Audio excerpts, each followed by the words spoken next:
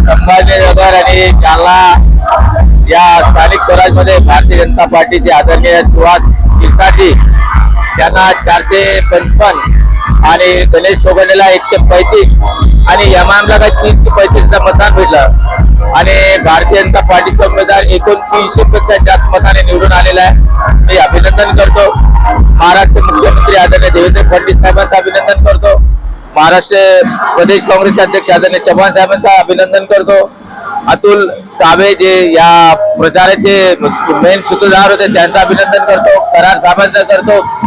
जालन्याचे आमचे नेते आदरणीय रावसाहेब दानवे, बबन लोणीकर, नारायण कुचे, संतोष दानवे यांच्या सर्वांचे संयुक्त विजय, त्यामुळे हे एवढे चांगले वोट भेटले आणि आमच्या जालना महानगरपालिकेतून 71 पैकी 70 मतदान भारतीय जनता पार्टीचे आदरणीय सुहास शिरसाट भेटले आणि एक कम्पेन मेजॉरिटी निवडण्यात त्यांना शुभेच्छा देतो।